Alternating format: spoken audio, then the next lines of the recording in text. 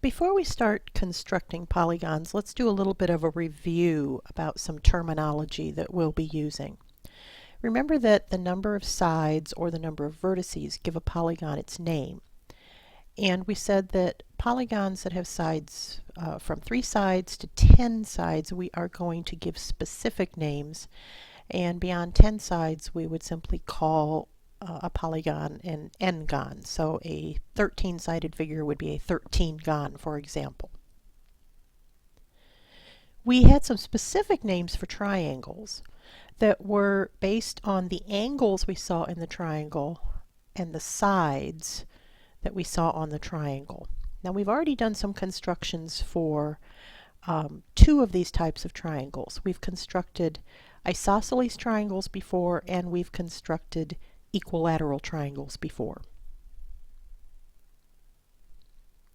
And another definition we've looked at is what a regular polygon is.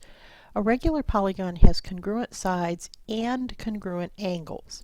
So this, for example, would be a regular hexagon because all 6 sides are congruent and all 6 angles are congruent.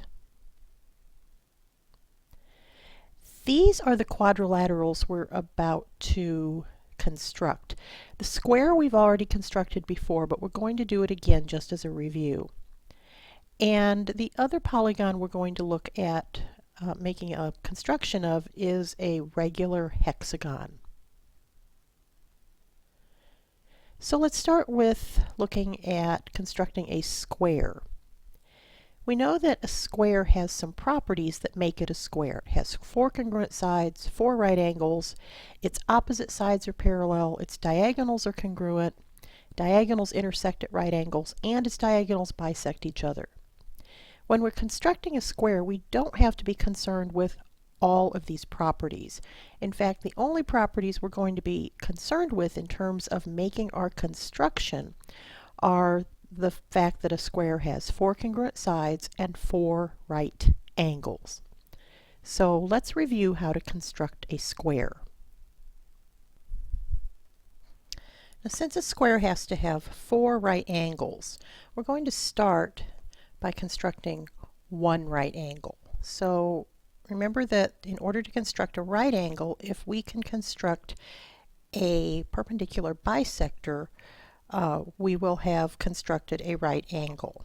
Or if we construct a perpendicular through a point to a line, we also have constructed a right angle. So I'm just going to have to make a decision about which construction I want to use to construct my perpendicular.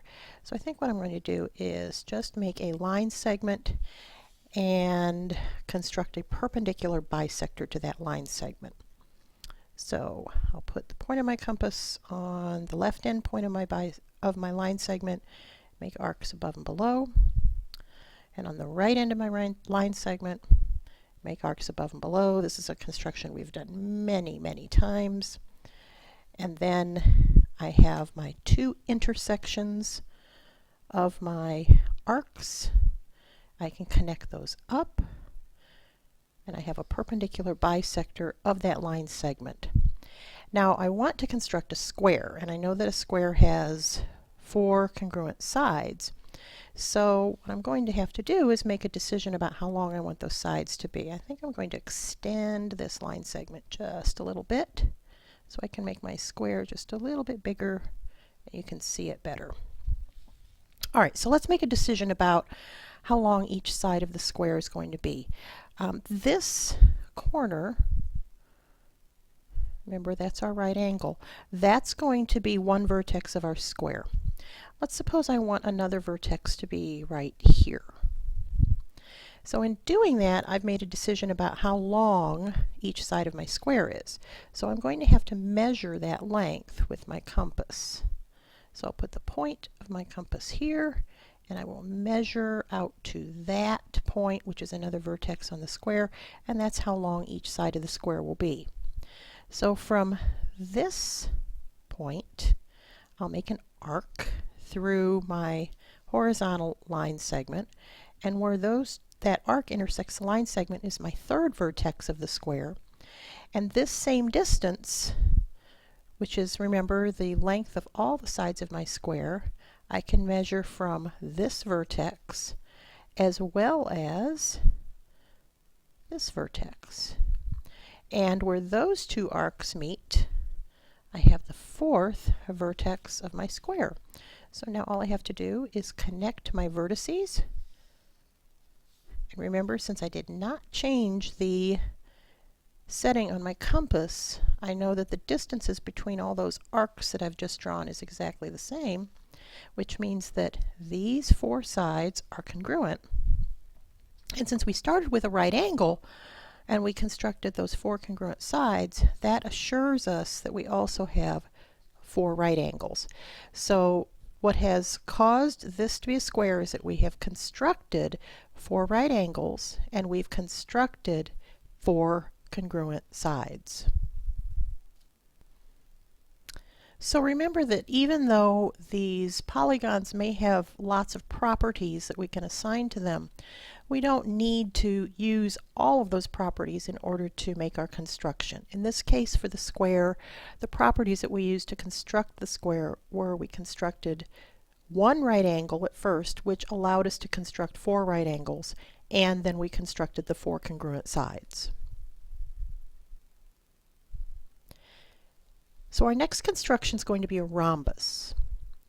Now a rhombus has four congruent sides, its opposite angles are congruent, its opposite sides are parallel, its diagonals intersect at right angles, and its diagonals bisect all the angles of the rhombus. But to construct the rhombus, the only property that we need to use is the fact that a rhombus has four congruent sides. So let's see how to construct it. So if the only property we really need to be concerned with for this construction is that we have four congruent sides, we're going to start by just making a decision about how long each of our sides is going to be. So I'm going to say that that is the length of our four congruent sides. So I have a line segment that has endpoints that I can measure. So I'm going to measure the distance between those endpoints.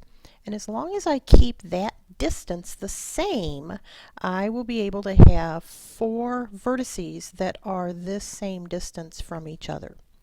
So with the point of my compass on one of those endpoints of that line segment, I'm going to make an arc. And remember that all the points on that arc are the same distance from the point of the compass. So I have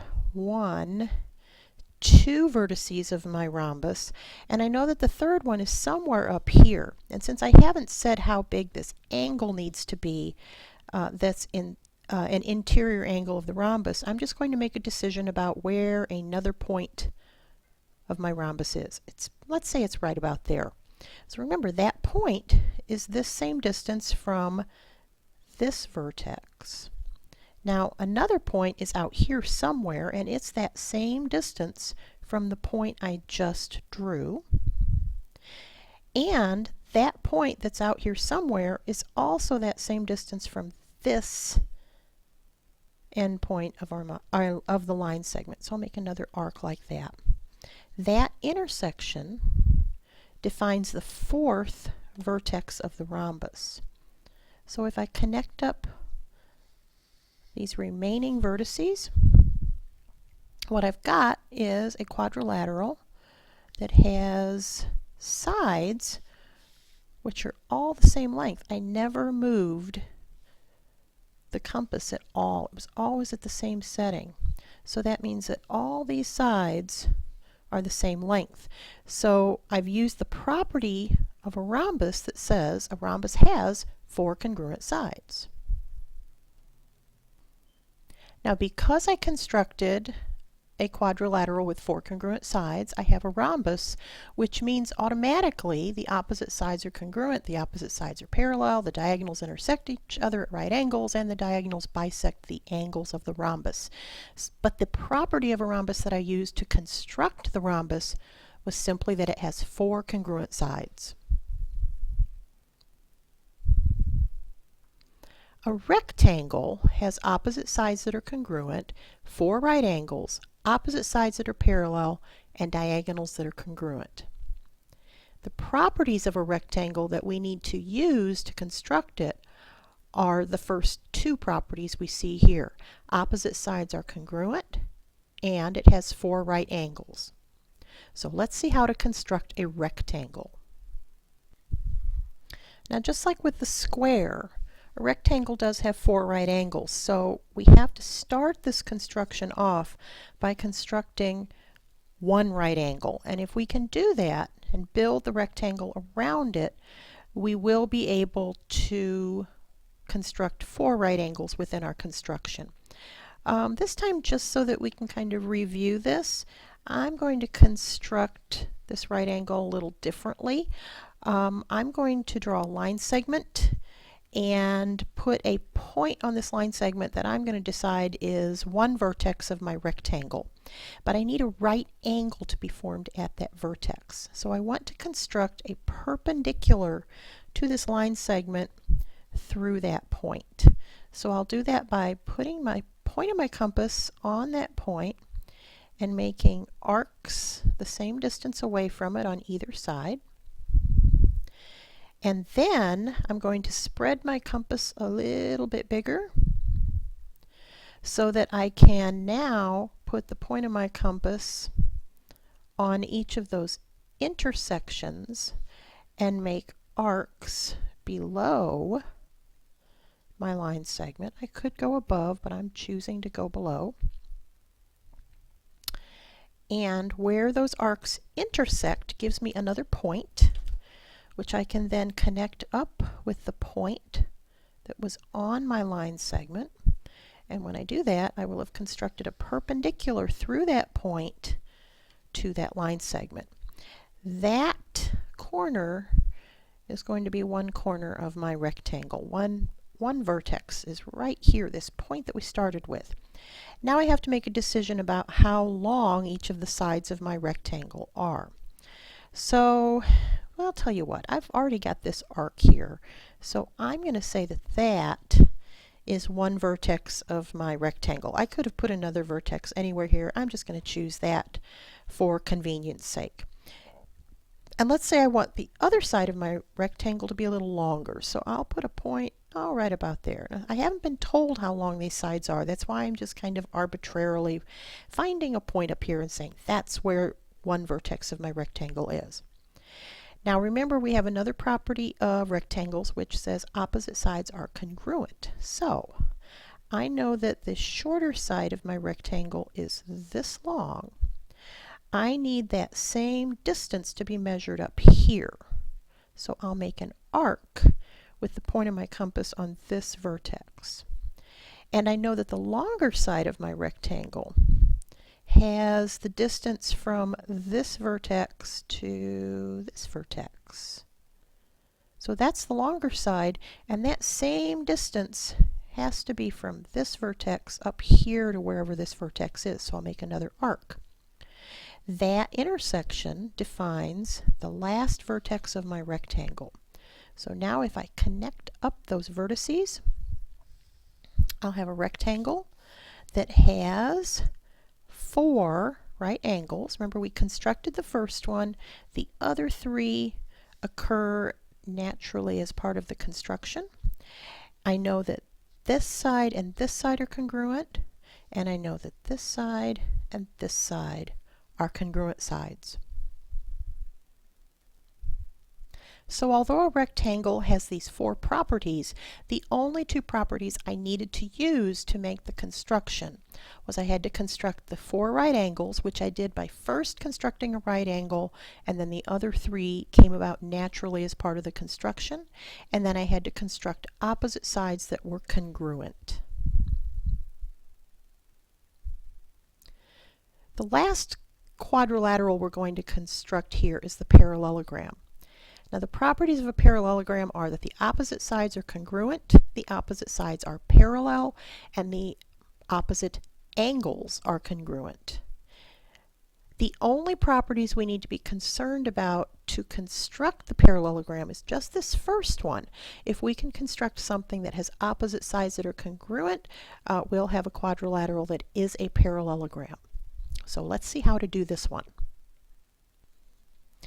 Now sometimes you're told how long you want the sides of these quadrilaterals to be. In this case, I don't have any information about that, so I'm going to make a decision about how long I want my sides to be for my parallelogram. So let's say I'm going to make one side that long. And the other side, let's say I'm going to make it a little shorter. And I also have not been told anything about the angles that exist inside the parallelogram, so I'm not going to have to do any part of my construction that constructs an angle. I'm simply constructing a general parallelogram. So I'm going to make a decision that I want this shorter side to be about like that. So in doing that, I've really defined 3 vertices of my parallelogram. I'm just looking for the 4th one that's out here somewhere. Now I know that the opposite sides have to be congruent, so I'm going to measure the length of this shorter side, and I know that that length has to be the same length of the shorter side that's over here. I'm just not sure where that vertex is, so I'm going to make an arc, and somewhere on that arc is my 4th vertex. I also know that this length down here of my longer side has to be the same length up here because these 2 opposite sides are congruent. So I'll make another arc with the vertex up here and my point of my compass corresponding.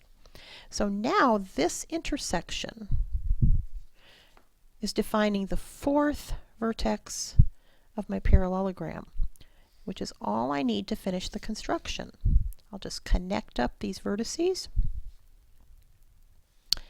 and I've constructed a quadrilateral that has opposite sides that are congruent. That's a parallelogram. Now the only property we needed to use to make this construction was opposite sides were congruent. However, because we have used that and we have constructed this parallelogram, we also have something that has opposite sides that are parallel and opposite angles that are congruent. So our last construction is going to be of a regular hexagon. Remember, a regular hexagon has to have 6 congruent angles, and it has to have 6 congruent sides.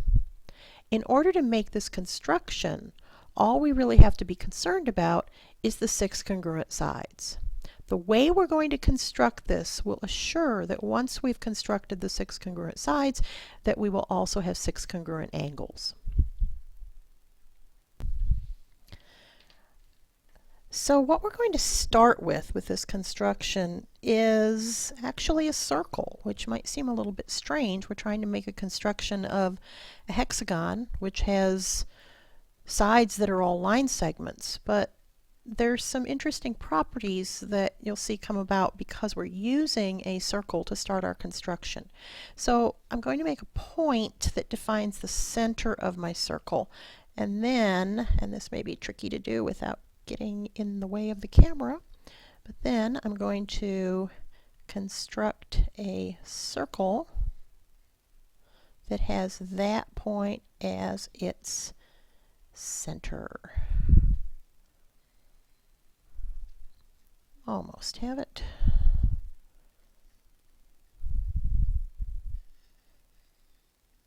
Okay, so we've got our circle.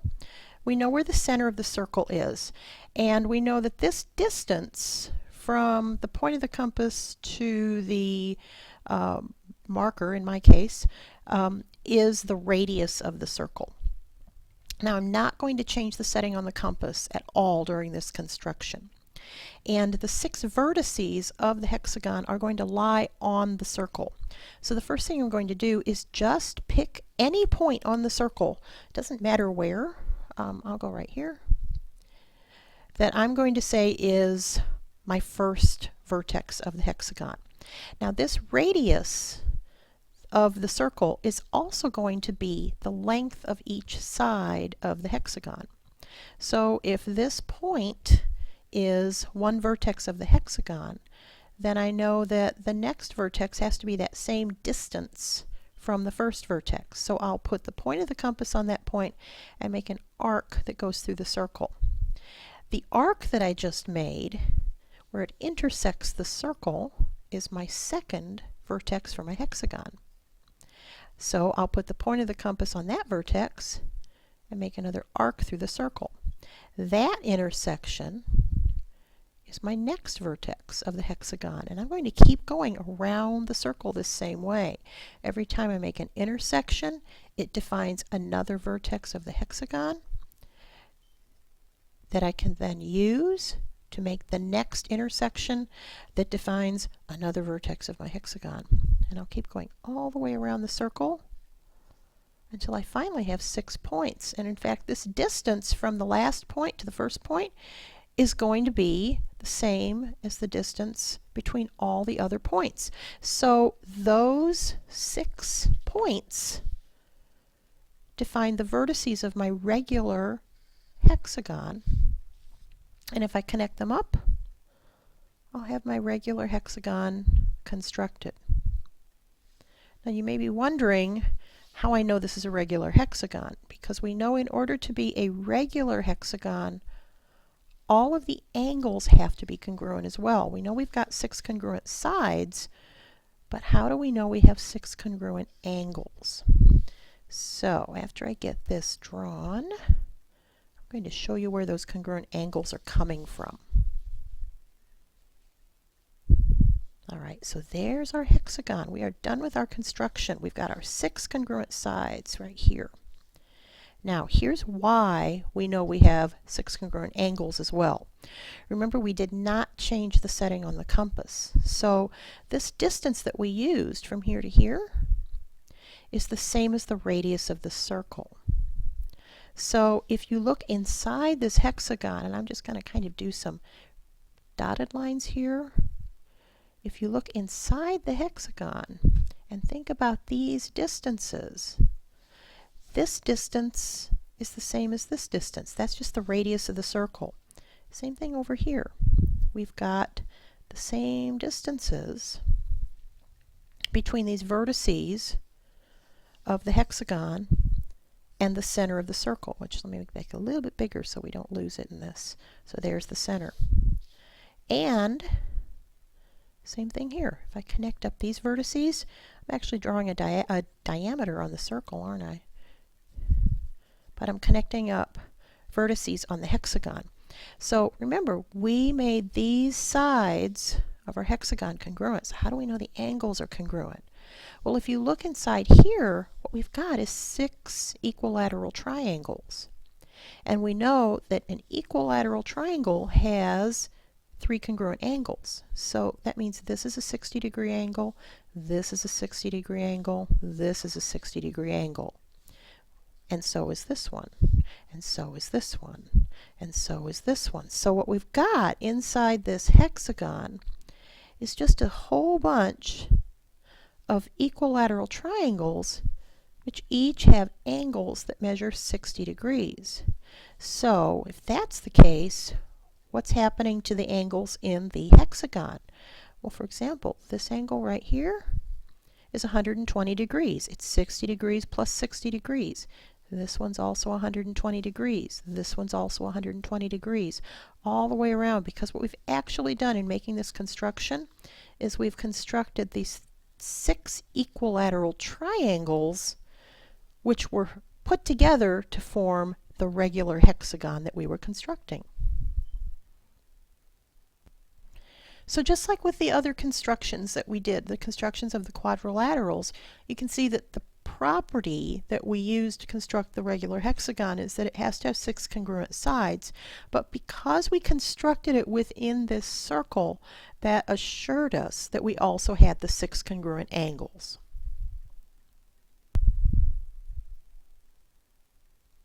So as usual with constructions, you only get good at them by practicing. So try to practice these a few times so that you are sure you know what you're doing and you're sure you know which properties you're using to create the constructions.